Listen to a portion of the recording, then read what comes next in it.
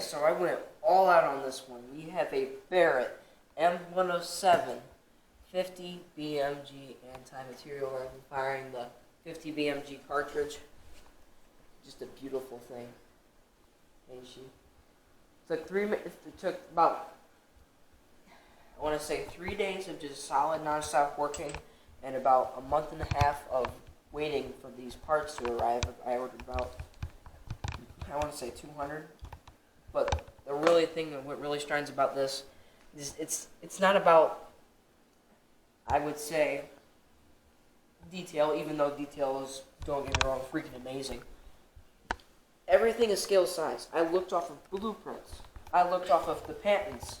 I got everything. I got the 29.5-inch barrel. I got the rest of the frame, which is 32 inches, and then I got the size of the grip, and then I also have I have the size of the magazine, which is 50 BMG.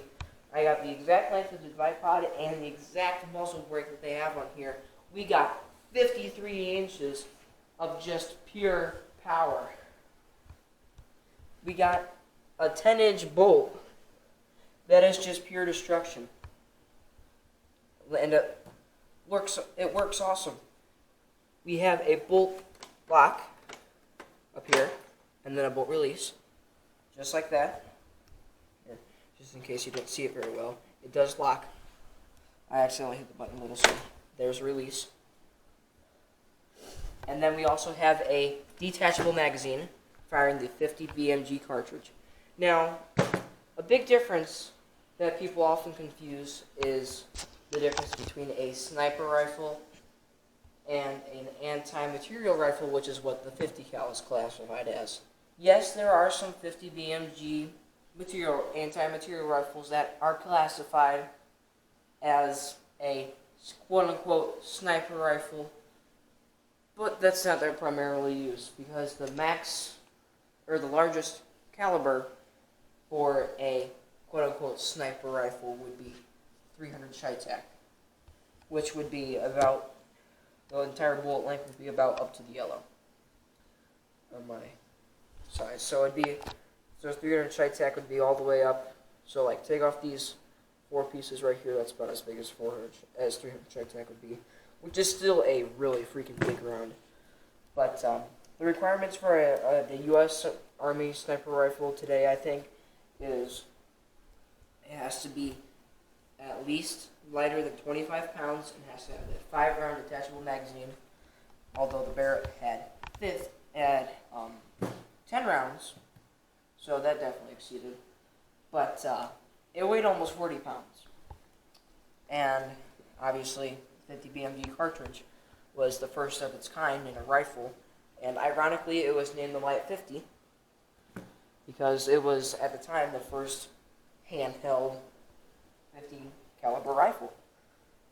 It was developed by Barrett in 1980 and is, well, the model is the M107, although the U.S. military redesigned a couple of things and called it the M82 because that's when the rifle was officially manufactured.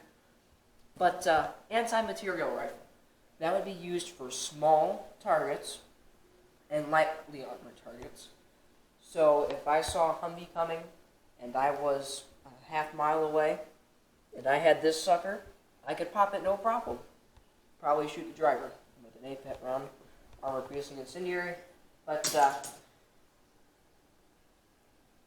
yes, this is famous for a couple of 1.5-mile sniper kills, but it's not that primarily used because the 50 cal is not a precision cartridge. That's a heavy machine gun cartridge normally mounted on some tanks and Humvees, and then also used for some covering fires when necessary, but most of the time on lightly armored vehicles. So it's clearly not precision. Most of the time you're going to find a military sniper rifle in 300 Win Mag, 6.5 Creedmoor, maybe 308, 388 with Dual Magnum, and then there's a ton more. 300 Chi-Tac. Although I'm not going to sit here and blabber about the different cartridges for 8 minutes. But a sniper rifle is a precision caliber, a large precision caliber, which would be good for an effective range of over 600 yards. And this effective range is about 800 yards. And then with the scope, we boost it by about 200. So, yeah, definitely a lot to take in here. But this is a very, very, very famous weapon. But that's a big difference between anti-material and sniper. Because sniper rifle is ideally for one target, and anti-material is for small vehicles to be taken out in 2 or less shots.